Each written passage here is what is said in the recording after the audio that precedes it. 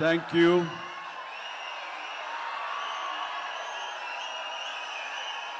దూర ప్రాంతాల నుంచి, ఇక్కడ ఈ సిటీ నుంచి, చుట్టుపక్కల నుంచి, 2 రాష్ట్రాల్లోనే కాకుండా ఇతర రాష్ట్రాల నుంచి కూడా వచ్చేటువంటి ప్రతి ఒక్కరికి, మా మెగా ఫ్యాన్స్ అందరికీ హృదయపూర్వక నమస్కారం. అలాగే మీకు నూతన సంవత్సర శుభాకాంక్షలు, అలాగే ముందస్తుగా సంక్రాంతి శుభాకాంక్షలు.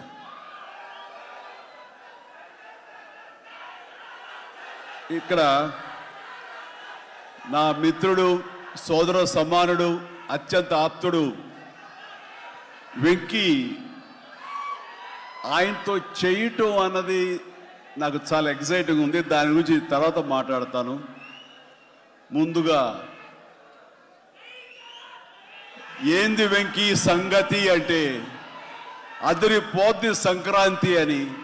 ఏంది బాసు సంగతి అంటే మనదే కదా సంక్రాంతి అని, ఎరగదిద్దాం సంక్రాంతి అని అంటాం.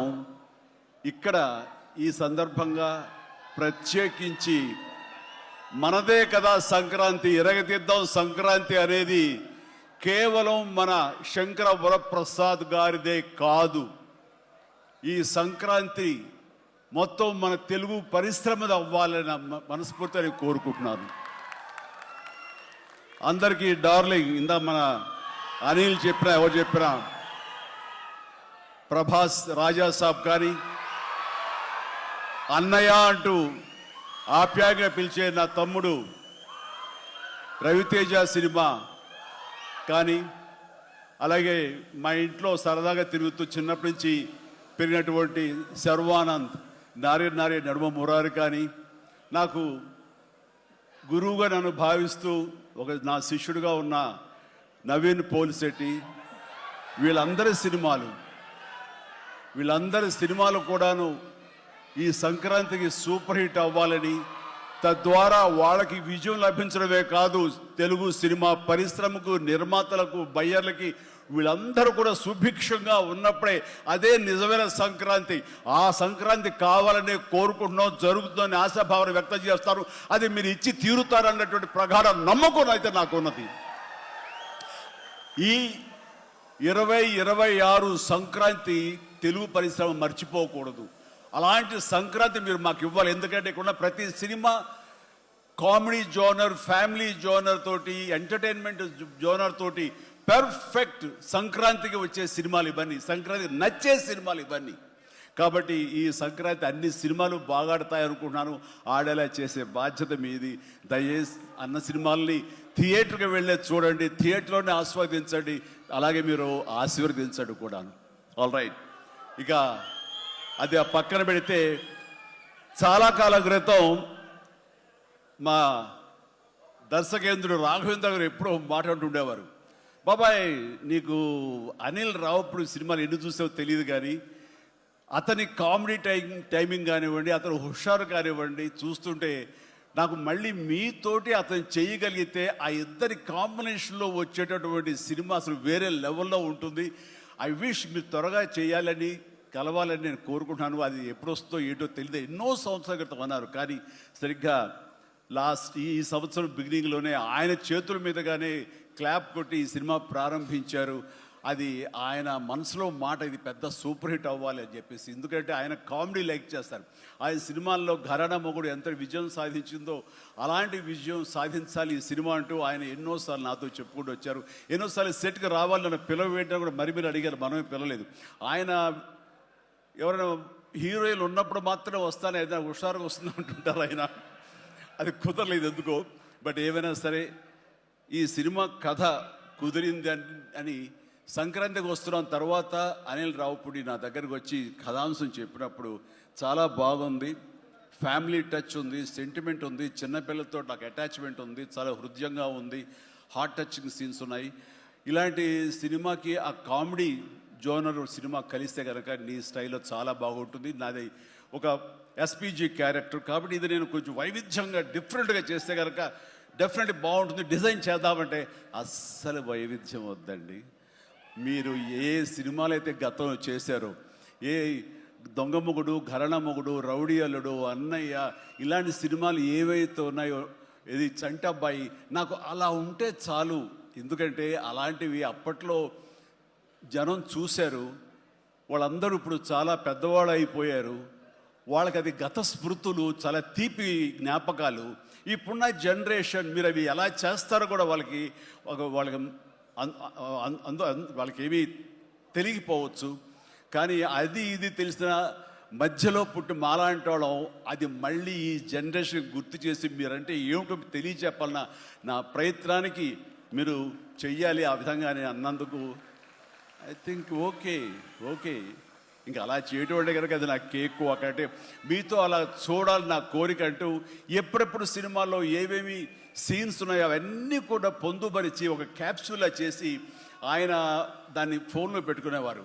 ఏదైనా ఒక సీన్ ఉంటే కనుక ఈ సీన్ని ఈ సినిమాలో ఉన్న ఈ కామెడీ టైమింగ్తో దీన్ని కన్సీవ్ చేశాను, అలా మీరు చేయాలని.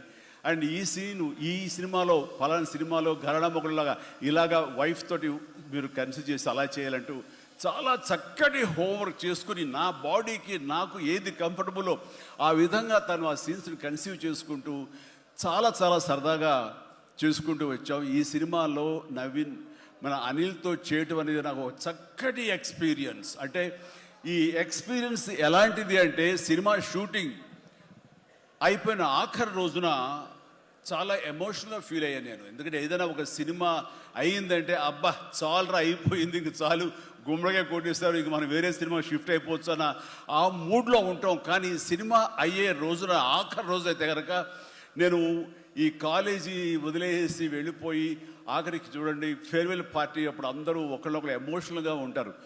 వేరే మళ్ళీ ఎప్పుడు కలుస్తారో ఎలా కలుస్తారో తెలియని పరిస్థితి. అలాంటి ఎమోషన్ ఎందుకో లోనయ్యాను. అది నాకు ఎప్పుడు అంతకుముందు అనుభవంలో రాలేదు, ఎప్పుడు లేదు నాకు. అలాంటి ఫీలింగ్ వచ్చింది. అనిల్ ఏంటంటావు అనిల్ అని. ఏమో సార్ నాకు అదే ఫీలింగ్ ఉందండి అని. ప్రతిరోజు ఒక ఎక్స్కర్షన్కి వెళ్ళినట్టు, ప్రతిరోజు ఒక పిక్నిక్ వెళ్ళినట్లుగా సరదాగా జరుగుతూ మార్నింగ్ 9 నుంచి 8 నుంచి ఈవినింగ్ 7:30, 8 వరకు కూడా ఎంత చక్కగా సరదాగా జరిగిందంటే నాకు ఎప్పుడు ఇంత బాగా జరిగిందంటే మరీ పూర్వం ఆ రోజుల్లో అది గుర్తుకొచ్చింది. కానీ ఈ మధ్యకాలంలో ఇంత సరదాగా ఎంత హుషారుగా జరిగిన సినిమాలు అయితే నాకు ఇది చేయలేదు. దానికి ప్రధానమైన కారణం సీన్ కానివ్వండి, అది మేము చేసే విధానం అయితే ఉండొచ్చు, కానీ మా చేత నడిపించిన విధానం, అందరిని అంత సరదాగా పెట్టినటువంటి అట్మాస్ఫియర్ క్రియేట్ చేసినట్టు ఇది కేవలం అనిల్ రావిపూడికి మాత్రమే చెందుతుంది. అండ్ ఎక్కడ ఏది టైం తెలియనివాడు, ప్రతి ఒక్కరిని on the screen off the screen హుషారుగా ఉంచుతాడు. ఇలాంటి డైరెక్టర్లు దొరికితే కనుక ఎవరైనా సరే ఇలాంటి క్యారెక్టర్స్ చాలా ఈజీగా చేసేయగలరు. అండ్ మరీ ముఖ్యంగా అనిల్ రావిపూడి గురించి నేను చెప్పాలనుకున్నది, ప్రతి ఒక్కరు కూడా తెలుసుకోవాల్సింది ఏంటంటే ఈ సినిమా ఆల్రెడీ సూపర్ హిట్ అయిపోయింది. ఏ రకంగానంటే బడ్జెట్ పరంగా విత్ ఇన్ ది లిమిట్, అలాగే డేస్ పరంగా అనుకున్న దానికంటే తక్కువ రోజుల్లో ఇది అత్యద్భుతంగా తీయగలిగాడు. ఒక సినిమా సూపర్ హిట్ అయిందని ఎలా చెప్పగలవంటే డైరెక్టర్ మొత్తం తన గ్రిప్లో ఉంచుకుని అది బడ్జెట్ దాటనివ్వకుండా విత్ ఇన్ ది టైం చేయగలటం అనేది ఆ సినిమాకి అది మొదటి సక్సెస్. ఎన్ని సినిమాలు ఈ రకంగా ఉన్నాయో చెప్పండి అంటే చాలా తక్కువగా మనం లెక్క పెట్టుకోవాలి. ఆ రకంగా ఇది మొదటి విజయం సాధించింది. రెండో విజయం రేపు 12వ తారీఖున ప్రజల ముందు మీరు నిర్ణయిస్తారు ఎంత ఘన విజయం మీరు మాకు ఇస్తారు అన్నది. ఇక ఈ సినిమా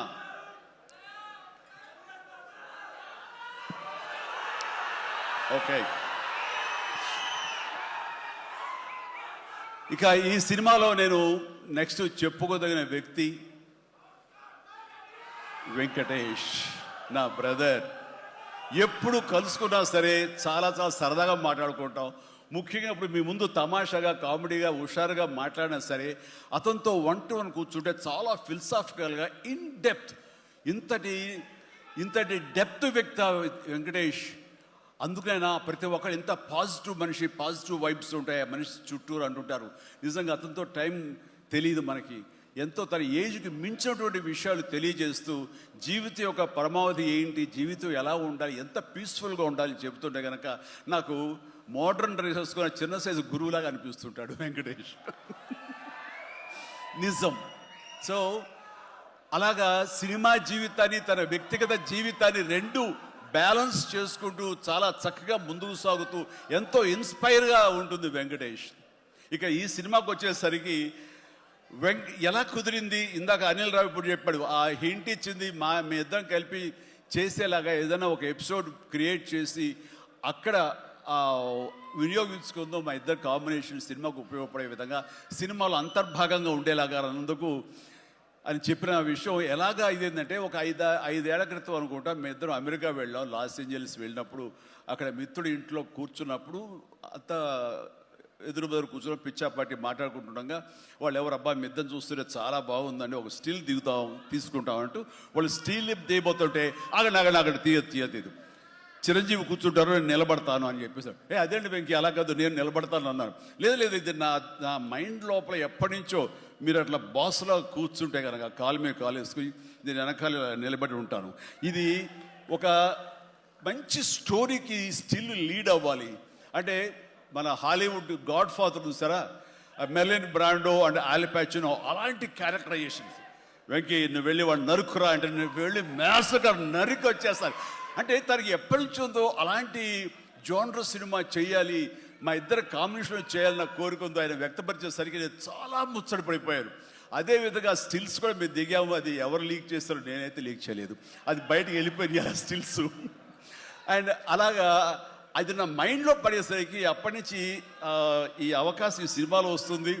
ఆల్రెడీ వెంకీతోటి తన మంచి సినిమా ఇచ్చాడు అనిల్ రావుపూడి, తను మాత్రమే ఇద్దరిని జస్టిఫై చేయగలడు, ఇద్దరికి న్యాయం చేయగలడు అనే ఉద్దేశంతో నేను తనకి హింట్ ఇచ్చినందుకు దాన్ని అత్యద్భుతంగా డిజైన్ చేశాడు.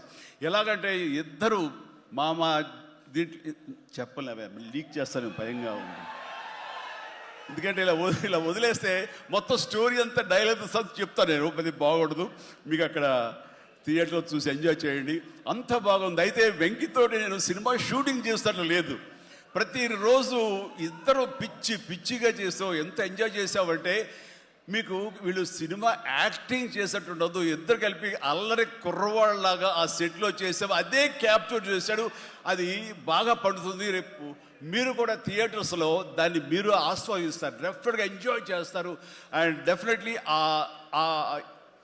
ఐ మీన్ లాస్ట్ ఫేజ్ వచ్చేసరికి సినిమా ఎక్కడికో లేచిపోతుందంటలో ఎలాంటి సందేహం లేదు. అండ్ ఆ రకంగా ఈ సినిమాకి తన వంతు పార్ట్గా, తన వంతు బాధ్యతగా తను ఒప్పుకున్నందుకు, మేము అడిగినందుకు తను ఒప్పుకున్నందుకు, ఈ సినిమాకి పూర్తి స్థాయి న్యాయం చేసి ఈ సినిమా మరో లెవెల్కి చేరుకోవడానికి దోహదపడిన వెంకటేష్కి మనస్ఫూర్తిగా సభాముఖంగా నా ధన్యవాదాలు చెప్తాను. ఏంది వెంకీ అంత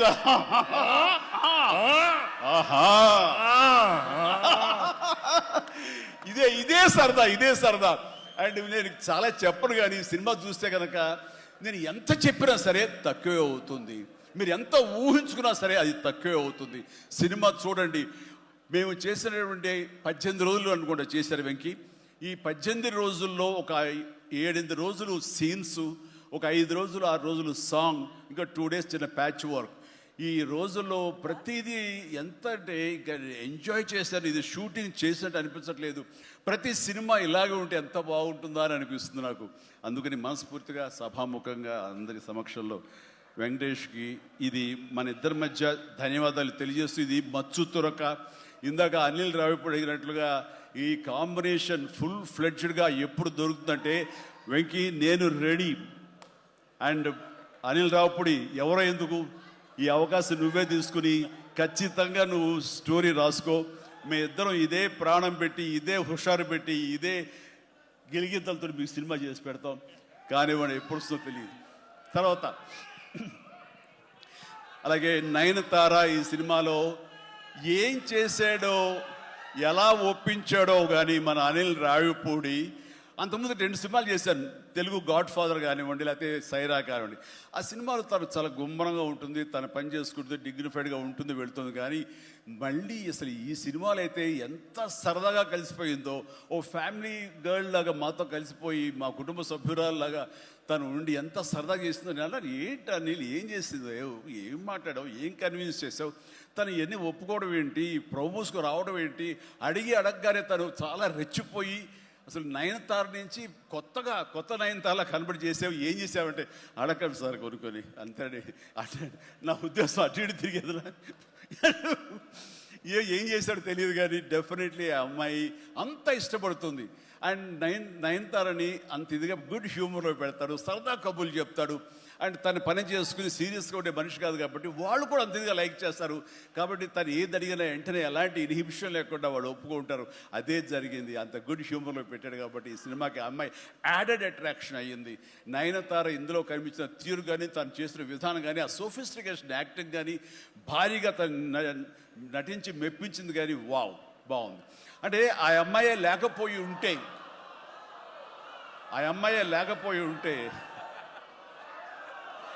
వావ్,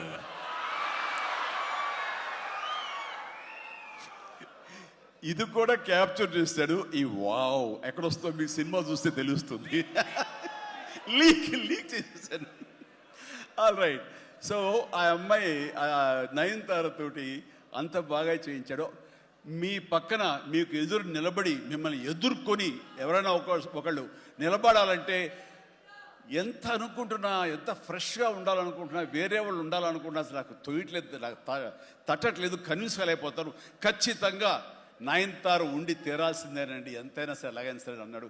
ఆ అమ్మాయిని తీసుకొచ్చారు, ఒప్పించారు. ఆ అమ్మాయి కూడా అంతా కోఆపరేట్ చేసింది. అండ్ నయనతార ఇవాళ రాలేని పరిస్థితిలో ఉంది కాబట్టి thank you Nayanthara, thank you so much. ఇక ఈ సినిమాలో సచిన్ కేల్కర్ క్యారెక్టర్ యాక్టర్గా, అండ్ నాతో పాటు నా టీంలో చేసినటువంటి హర్షవర్ధన్, అలాగే అభినవ్, ఇతర నటీనటులు, అండ్ క్యాథరిన్ కూడా మా టీంలో ఒక పార్ట్ లాగా ఉండి తను చేసి చాలా ఒక నిండుదనం, గ్లామర్ తీసుకొచ్చింది. ఆ అమ్మాయికి కూడా అందరికీ ప్రతి ఒక్కరికి నా ముందస్తు శుభాకాంక్షలు తెలియజేస్తాను, అభినందనలు. ఇక ఈ సినిమాలో ప్రత్యేకంగా నేను చెప్పాల్సిన టెక్నీషియన్స్గా వస్తే, భీమ్స్ అత్యద్భుతమైన మ్యూజిక్ ఇచ్చాడు, వెరీ ఆర్గానిక్ మ్యూజిక్. కేవలం డ్రమ్స్ తోటో కీబోర్డులతోటో వాటితోటో దడదడలాడించకుండా చాలా శ్రావ్యంగా లిరిక్స్ మాత్రం వినిపించేలాగా ఒకనాటి విజయ సంస్థ వారి సినిమాలు ఉండేవి. అంతా హాయిగా హృద్యంగా ఒక గోదావరి పడవ ప్రయాణంలాగా ఉండేలాగా ఇచ్చాడు. అందుకని మీసాల పిల్లలో ఎలాంటి హడావుడి, ఎలాంటి మ్యూజిక్ గోళ ఏమి ఉండదు. కానీ ఆ ఇచ్చినటువంటి ఆ మ్యూజిక్, ఆ పాటకి లిరిక్స్ అర్థమయ్యేలాగా వినిపించి అందరూ చాలా ఆ శ్రావ్యాన్ని అందరూ ఆస్వాదించారు. కాబట్టి అది అంత పెద్ద మిలియన్స్ని, మోర్ దెన్ 100 మిలియన్స్ దాటి హిట్ ఇచ్చింది. అలాగే తర్వాత వచ్చిన సాంగ్ కానీ, ఇలా సాంగ్స్లో లిరిక్స్కి ఇచ్చే ఇంపార్టెన్స్ కానీ, ఆ ట్యూన్స్ కానీ ఇవ్వండి, అన్నీ ఇస్తూ ఇంతవరకు నేను ఎప్పుడు చెయ్యనిది, ఇంతవరకు ఆ స్టైల్కి నేను పోనిది ఏదైనా ఉందంటే కానీ ర్యాప్ సాంగ్, ఇందాక చూసిన సాంగ్ హుక్ స్టెప్ దాన్ని కంపోజ్ చేసినప్పుడు నాకు అనిపించింది, ఇది కొత్తగా అనిపించింది, చాలా బాగుందని. అండ్ ఇప్పుడున్నటువంటి ఈ థియేటర్ పల్స్ చూస్తుంటే ఈ సినిమా ఆ సాంగ్ మాత్రం ఐ థింక్ టోటల్గా హైలైట్ అయిపోతే రేపు థియేటర్లో అనుకుంటున్నాను. అది వెరీ గుడ్. ఎందుకంటే ఆ సాంగ్ విన్న తర్వాత, ఆ సాంగ్ వింటుండగా ఎదురుగా ఉన్న వెంకటేష్ ఆపుకోలేక డ్యాన్స్ చేశారంటే అదే చాలు. ఇక ప్రతి ఒక్కడు అదే స్ఫూర్తితోటి ప్రతి ఈ సినిమాని, ఈ సాంగ్ని ఆస్వాదిస్తారు. అలాగా సాంగ్స్గా అన్నీ అత్యద్భుతంగా ఇచ్చినటువంటి మన భీమ్స్కి ప్రత్యేకించి, ఆ తర్వాత ప్రతి ఒక్కరు చిరంజీవి ఇంత గ్లామర్గా ఉన్నాడు, చిరంజీవి ఇంత ట్రిమ్గా ఉన్నాడు, ఇంత ఇదిగా ఉన్నాడు, ఎలా తగ్గాడు. నా వ్యక్తిగతంగా నేను చేసిన ప్రయత్నాలు పక్కన పెడితే తెర మీద అంత బాగా కనపడడానికి ప్రత్యేకించి మా డిఓపి, మా కెమెరామెన్ మన సమీర్ రెడ్డి చాలా చాలా బాగా చేశాడు. అండ్ సమీర్ రెడ్డితో వచ్చిన ఒక్క చిన్న గొడవ ఏంటంటేనండి, ఒక నిమిషం గ్యాప్ ఇవ్వడు, కూర్చుని కాఫీ తాగుతాం కదా అని ఇచ్చేలోగా మళ్ళీ షార్ట్ రెడీ అంటాడు. ఇంక అతనితోటి బహుశా అలా గనక అందరూ ఉండగలిగితే సినిమాలు 100 రోజులు దాటకుండానే ఫినిష్ చేయొచ్చు. అంతటి ఫాస్టెస్ట్ కెమెరామెన్ మా శరత్. అతను ఉన్నాడు కాబట్టి ఈ సినిమా 80-85 రోజుల్లో ఫినిష్ అయ్యింది. కాబట్టి ఆ credit goes to Sameer Reddy. ఇంత ఫాస్ట్గా అయినందుకు, విత్ ఇన్ ద బడ్జెట్ అయినందుకు, ఖర్చు కూడా చాలా తక్కువ. ఇలాంటి కెమెరామెన్ను మిగతా అందరూ అలా ఉండగలిగితే కనుక చాలామంది ప్రొడ్యూసర్స్కి ఖర్చు తగ్గుతుంది. అండ్ అట్లాగే ఇక సమీర్, థ్యాంక్ యూ సమీర్. అందరూ బయట పొగుడుతుంటే కనుక నేను మనసులో నిన్ను పొగుడుకున్నాను, కాబట్టి థ్యాంక్ యూ సో మచ్ ఇంత గ్లామర్గా చూపించినందుకు. ఇక ప్రకాష్, మా ప్రొడక్షన్ డిజైనర్ ప్రకాష్ చాలా చక్కగా చూపించాడు. అండ్ తమ్మిరాజు గారు, అలాగే వీళ్ళన్నీ ఒక పక్కన ఉంటే కనుక అహర్నిశలు అంటే డే 1 నుంచి ఈవెల్ట్ వరకు కూడాను మన అనిల్ రావుపూడి స్టోరీ టీమ్, సాయి, నారాయణ, ఇంకా రాజేష్, ఇలాగ వీళ్ళందరూ ఉన్నారు. వాళ్ళ పేరు పేరున నేను వాళ్ళు పడ్డ కష్టాన్ని కానీ, వాళ్ళు తీసుకున్న శ్రద్ధాశక్తులు కానీ హృదయపూర్వకమైన నా సంతోషాన్ని, అభినందనలు, ధన్యవాదాలను తెలియజేస్తాను. వాళ్ళు అంత ఇదిగా ఉన్నారు. ఇక్కడ అనిల్ రావుపూడి గురించి ఇంకొక విషయం నేను చెప్పాలండి. ఏంటంటే అందరం సినిమా తీస్తూ ప్రేమించాలి. సినిమాని ప్రేమిస్తేనే మన యొక్క ఎఫర్ట్స్ తోటే సినిమాని ఆద్యంతం చాలా అద్భుతంగా తీయగలం మనం. అయితే సినిమా తీస్తున్నంతసేపు ఎంత ప్రేమిస్తాడో, ఎంత ఇష్టపడతాడో, ఎంత ఎంజాయ్ చేస్తాడో, అంత బాగా మన నుంచి యాక్టింగ్ రాబడతాడో, అంతకంత సినిమా పూర్తయిన తర్వాత కేవలం దానికి బాగుందా లేదా అని మళ్ళీ ఒకసారి తనుగా సమీక్షించుకున్నప్పుడు ప్రతిపక్ష నేత అయిపోతాడు. ఎదురు వెళ్ళిపోయి ఈ సినిమా ఎందుకు చూడాలి, ఈ సీన్ ఎందుకు వాళ్ళు ఎంజాయ్ చేయాలి, ఈ సీన్ ఎందుకు ఇంత అయింది, ఇంత లెంగ్త్ అవసరమా అని దాని మీద దాన్ని ఏమాత్రం ప్రేమించకుండా చాలా కఠినంగా ఎక్కడ లెంగ్త్లు ఎక్కువైనా సరే అన్నీ కూడా తీసేసి దాన్ని క్రిస్ప్ చేయడానికి కానీ, ఆ సినిమా ఎంతవరకు అలరిస్తుందో అలరించేందుకు కానీ అన్ని రకాల ప్రయత్నాలు చేస్తాను. నాకు నచ్చింది అది. ఎందుకంటే నిన్న మొన్న వచ్చి ఒక మెయిన్ ఎపిసోడ్ ఏదో లేపేసావు, లేదు లేపేసావు అని అడిగాను. లేదు, అది కథకి అడ్డొస్తుంది, స్టోరీ నెరేషన్గా అడ్డుపడుతుంది కాబట్టి తీసేసారన్నాడు. అలా తీయాలంటే గట్స్ కావాలి. ఎంత కొంత అన్ని రోజులు ఎఫర్ట్ చేసాము, అది అవసరమా, అది వాళ్ళు తీసేసి ఏమనుకుంటారు, ఎలాంటి ఇది లేకుండా ఖచ్చితంగా నిష్కర్షగా దాన్ని తీసి అవతల పడేసాడు. దానివల్ల సినిమా పేస్ పెరిగిపోతుంది, సినిమా పరిగెడుతుంది, అండ్ ఎక్కడ ఆగట్లేదు, ఆలోచింప చేసుకునే విధంగా ఉండదు, ఎంజాయ్ చేయడం తప్ప. ఆ రకంగా సినిమాని ఎంత ప్రేమించి చేస్తామో ఆ తర్వాత అది ఫైనల్ వెర్షన్ బిఫోర్ ఆడియన్స్ దగ్గర వెళ్ళేటప్పుడు మనమే దాన్ని క్రిటిసైజ్ లాగా, క్రిటిక్ లాగా దాన్ని మనమే ప్రతిపక్ష హోదాలో ఉండి దాన్ని అన్ని రకాలుగా ట్రిమ్ చేసుకోగలిగితే అన్ని సినిమాలు చాలా బాగుంటాయని అనుకుంటున్నాను. అండ్ ఈ సందర్భంగా ఇక ఏమి లేదు, last but not least producers Sahu Garapati చిన్నవాడైనా సరే చాలా గుంభరంగా ఉంటాడు. ఎంతసేపటికి ఆ వర్క్ మీద తన ఇన్పుట్స్ ఏమి ఇవ్వాలనే దాని మీద ఆ ప్రయత్నాలు చేసుకుంటూ చాలా క్వైట్గా ఉంటాడు. ఎక్కడ కూడా ఏ రోజు కూడా ఏంటిది జాప్యం ఏంటి, లేట్ ఏంటి అనేది ఏమి లేకుండా అంత కంఫర్టబుల్గా మా అందరికీ ఏర్పాటు చేశారు. దానికి ఆయన ఎఫర్ట్స్ కానీ ఆయనకున్న ఆ లిటిల్ ఎక్స్పీరియన్స్లో తనకు ఉన్నదానికి దీనికి మనస్ఫూర్తిగా సాహు ప్రత్యేకించి నా హృదయపూర్వక ధన్యవాదాలు. మంచి ప్రొడ్యూసర్ని నాకు అందించినందుకు మీకు నా ధన్యవాదాలు తెలియజేస్తాను. అండ్ అలాగే ఇంకా నా బిడ్డ సుష్మిత, తను ఈ సినిమా నేను చెయ్యాలి, ఈ పరిశ్రమ రావాలి అనుకున్నప్పుడు ఈ పరిశ్రమ ఖచ్చితంగా ఆదరిస్తుంది అని అనుకున్నప్పుడు ఒకటి మీరు కష్టపడి పనిచేస్తే కనుక ఇక్కడ రిజల్ట్ బాగుంటుంది, ఇక్కడ ఖచ్చితంగా మీకు ఆదరణ లభిస్తుంది, మీరు సక్సెస్ అవుతారని చెప్పినప్పుడు కష్టం అనేది నేను చిన్నప్పుడు ఇంట్లో చూశాను. అలాంటి నేను కష్టపడడానికి ఏమాత్రం నెరవను, ఏమాత్రం బెదరను, ఖచ్చితంగా చేస్తానంటూ ఈ సినిమా తనతోటి చెయ్యమ్మా, ఇద్దరు కలిపి చాలా మంచి కాంబినేషన్ అవుతుంది అనుకున్నప్పుడు ఆ సాహు గారు పడి తను బెస్ట్ కాంబినేషన్లో ఈ సినిమాని చేసి ఈ సినిమాలో ఒకసారి అయ్యో ఎందుకు ఇంత కష్టపడుతుంది, ఇంత కష్టం అవసరమా నాకు అనిపిస్తుంది తండ్రిగా. కానీ ఒక బిడ్డగా కేవలం ప్రొడ్యూసర్గా నేను మా నాన్నని, మా హీరోని నేను ఇంప్రెస్ చేయాలి, ఆయన ద బెస్ట్ నేను ఇవ్వాలి ఈ సినిమా అంటూ తను కూడా ఈ సినిమాలో ఒక మామూలు టెక్నీషియన్ లాగా, మామూలు ప్రొడ్యూసర్ లాగా తనంత కష్టపడి చేసింది. నేను ఒకటే సంతోషిస్తాను, తనకి అన్ని విధాలుగా అన్ని కంఫర్ట్స్ ఉన్నాయి, అన్ని రకాలుగాను తను ఈ సినిమాలు చేయాల్సిన అవసరం లేదు.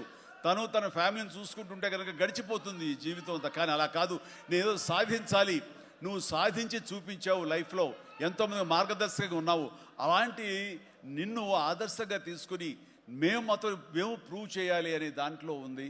అండ్ అలా చేస్తూ ఈ రోజున ఈ సినిమా ఫ్యూచర్ డెఫినెట్లీ హిట్ అవుతుంది. ఇలాంటి గర్వకారణమైన సినిమాని తండ్రిగా నాకు గిఫ్ట్ ఇచ్చినట్టుగా తను భావిస్తుంది. ఆ సంతోషం తను పొందుతున్నాను నాకు తెలుసు.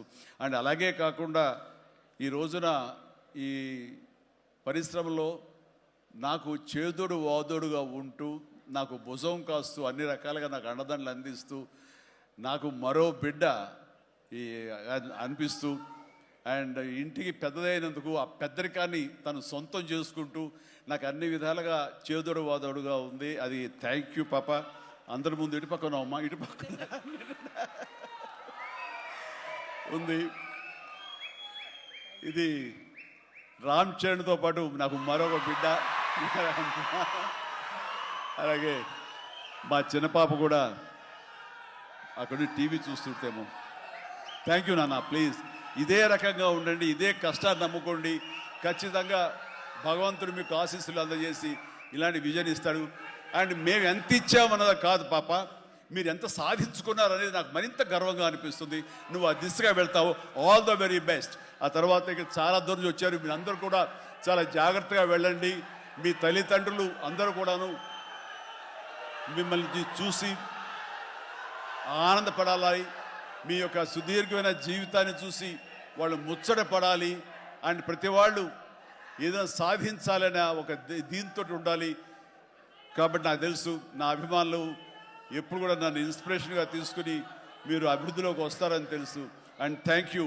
ఇదే అభిమానం ప్రేమ మీరు నా మీద ఎప్పుడు చూపించాలి. Thank you so much. I love you all.